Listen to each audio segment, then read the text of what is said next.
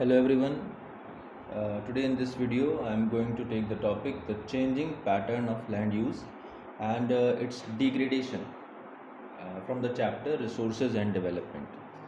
तो इसके पहले हमने देखा था कि 71% अर्थ का वाटर से कवर्ड है, 29% एरिया ही सिर्फ लैंड एरिया है और इस 29% पे हमारे पास रिवर्स हैं, माउंटेन है, ये तो वाटर कवर्ड हो ही गया,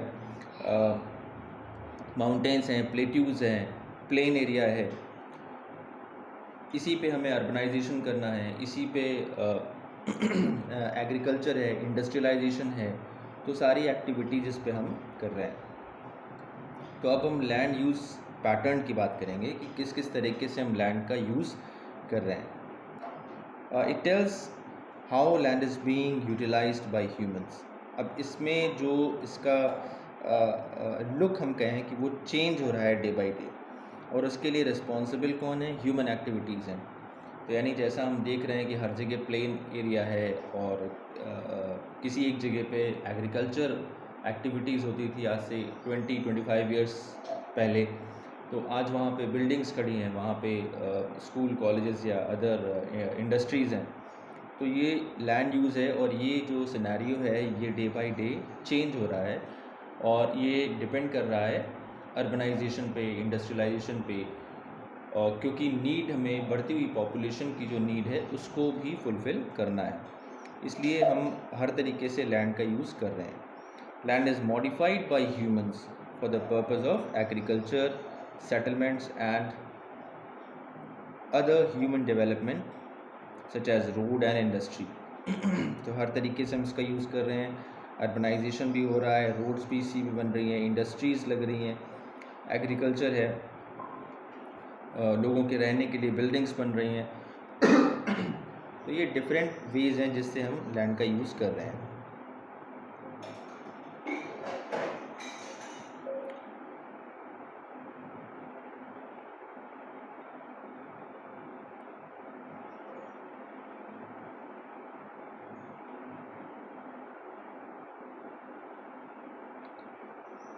चेंजिंग पैटर्न पे अगर हम बात करें, इसको हम पहले भी देख चुके हैं, लैंड यूज़ किस किस तरह से हो रहा है। अब चेंजिंग पैटर्न की हम बात कर रहे हैं, तो ये अलार्मिंग रेट पे हो रहा है और ये डिपेंड कर रहा है ह्यूमन नीड्स पे। ठीक है, एग्रीकल्चर लैंडस्केप जो हमारा पूरा है लैंड एरिया का, वो काफ़ी तेज़ी से चेंज हो रहा है। उसके लिए रिस्पॉन्सिबल कौन है? ह्यूमन एक्टिविटीज़ उसके लिए रिस्पॉन्सिबल है। Humans have modified many parts of land to meet their needs. As a result, the landscape has changed. Some of the ways in which humans have changed landscape are agriculture, mining, deforestation, roads, industry and settlements. ठीक है, तो इन reasons की वजह से ये landscape change हो रहा है।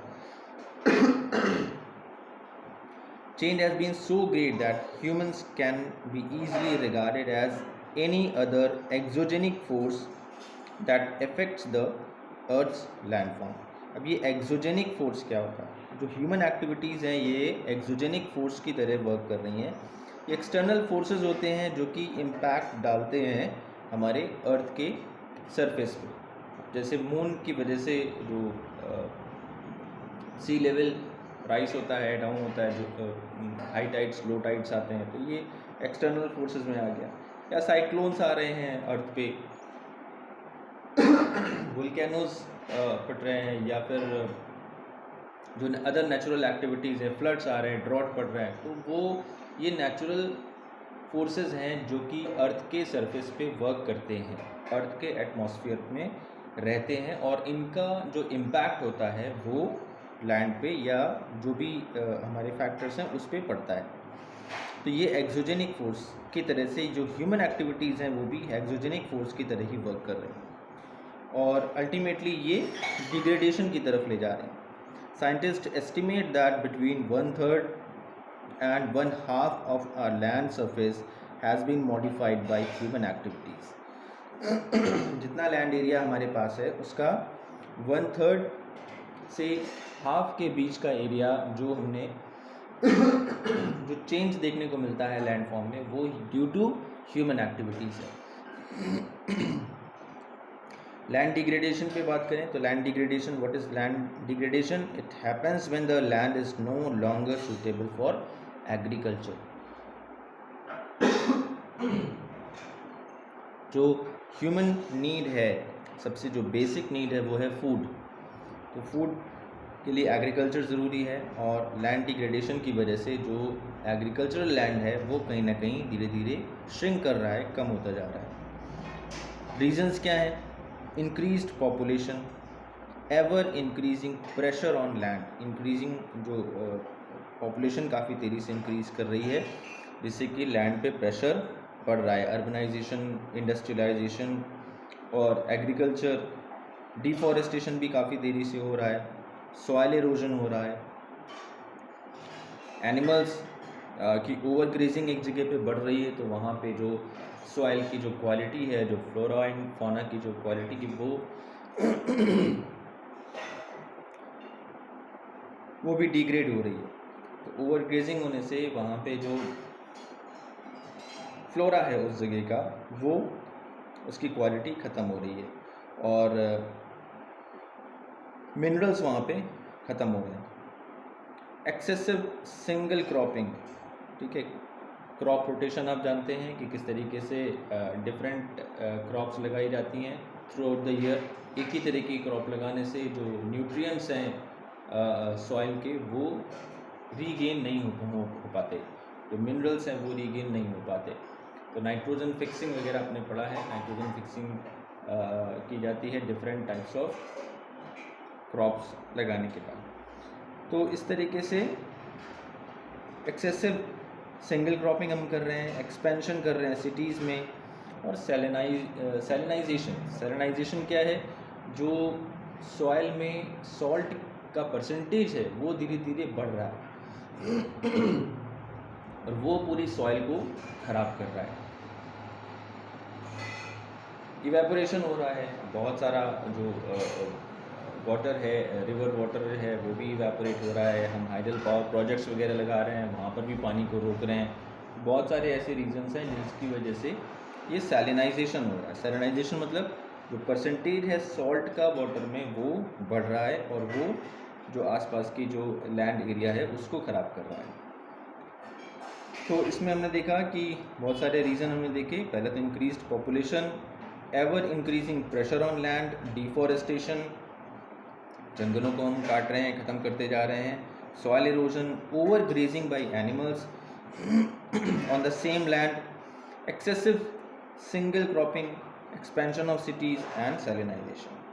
ये सारी चीज़ें रिस्पॉन्सिबल हैं for the removal of nutrients from the land. जो न्यूट्रिएंट्स हैं लैंड के, वो धीरे धीरे ख़त्म होते जा रहे हैं, और न्यूट्रिएंट्स ख़त्म होते जाएंगे तो जो एग्रीकल्चर एक्टिविटीज़ है, क्रॉप हमको अच्छी नहीं मिलेगी। Add to this natural disasters such as floods and landslides which affect the land. Floods भी आते हैं जो कि फर्टाइल जो लेयर है ऊपर की सॉइल की, उसको अपने साथ बहा के ले जाती है। लैंडस्लाइड से भी आते हैं जिसकी वजह से जो लैंड है वो ख़राब हो रही है, उस पर डायरेक्ट इम्पैक्ट इनका पड़ता है। The impact of land degradation is huge. Land productivity goes down, leading to uncertainty about food. तो सबसे बड़ी प्रॉब्लम है अनसर्टेनिटी अबाउट फूड की।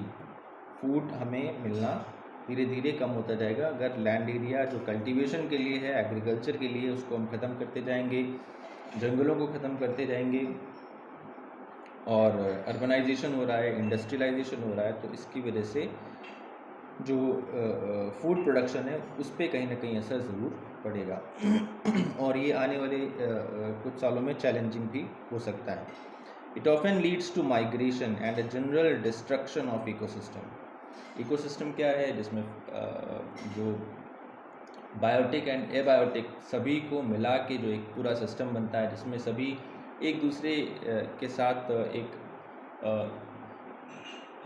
अच्छा तालमेल बना के रहते हैं, that is ecosystem.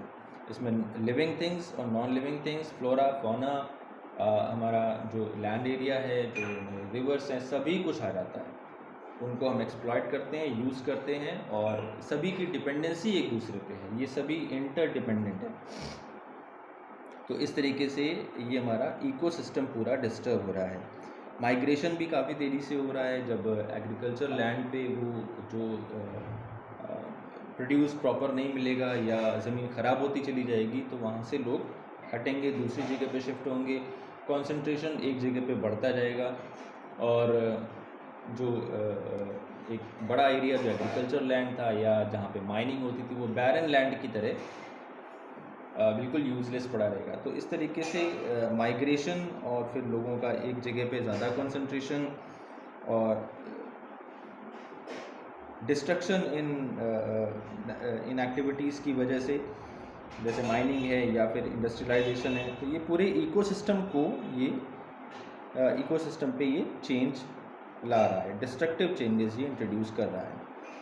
Humans can control, अब इन सिचुएशंस को हम कंट्रोल भी कर सकते हैं कुछ एक्सटेंट तक, और ये जो डिग्रेडेड लैंड है, जो ख़राब हो चुकी लैंड है, उसको दोबारा से उसकी फर्टिलिटी गेन करना या उसको एग्रीकल्चर के लिए सूटेबल बनाना काफ़ी एक्सपेंसिव प्रोसेस है, और हर तरह की लैंड को हम दोबारा से हम कन्वर्ट नहीं कर सकते, ठीक है। यानी उसको रीयूजेबल फॉर्म में, एग्रीकल्चर के रीयूजेबल फॉर्म में कन्वर्ट हम नहीं कर सकते, ये काफ़ी मुश्किल है। तो इसमें हमने देखा changing pattern of land use, और डिग्रेडेशन की बात हमने की। जो हमारा पैटर्न है, जैसे अर्बनाइजेशन, और हमको सारा कुछ उसी पे जो हमारे पास जितनी लैंड हमारे अर्थ पे है उस पे हमें इंडस्ट्रियलाइजेशन भी करना है, रोड्स, ब्रिजेस एंड इंफ्रास्ट्रक्चर भी करना है, डेवलप करना है, माइनिंग भी करना है, मिनरल्स भी निकालने हैं। तो बढ़ती हुई पॉपुलेशन, जो इंक्रीजिंग पॉपुलेशन है, उसकी वजह से काफ़ी ज़्यादा प्रेशर अवेलेबल जो लैंड हमारे पास है उस पर काफ़ी ज़्यादा प्रेशर पड़ रहा है, और एक्सोजेनिक फोर्स की तरह ये जो ह्यूमन एक्टिविटीज़ हैं वो वर्क कर रही हैं। एक्सोजेनिक फोर्स मैंने बताया कि ये एक्सटर्नल फोर्सेस हैं जो कि हमारे अर्थ के एटमॉस्फेयर में होती हैं। एक्टिविटीज़, कुछ नेचुरल एक्टिविटीज़ हैं, उनकी वजह से ये इम्पैक्ट्स आते हैं। फ्लड है, ड्रॉट है, या फिर वोल्केनोज हैं, अर्थक्वेक्स हैं बट जो ह्यूमन एक्टिविटीज़ हैं अब वो भी इसमें कंट्रीब्यूट कर रही हैं। तो सॉइल इरोजन हो रहा है, डिग्रेडेशन ऑफ लैंड हो रहा है। अब डिग्रेडेशन फिर हमने बात की कि it happens when the land is no longer suitable for agriculture. तो लैंड प्रोडक्टिविटी इससे काफ़ी तेज़ी से ख़त्म होती जा रही है, और इसको रीगेन करना काफ़ी मुश्किल है। माइग्रेशन भी एक लोगों का एक प्लेस से दूसरे प्लेस पे शिफ्ट होना, फ्लोरा एंड फौना में डिस्टर्बेंस, तो ये कई सारी चीज़ें हैं जो हमारे पूरे इकोसिस्टम को डिस्टर्ब कर रही हैं। तो ये था changing pattern of land use and it's degradation.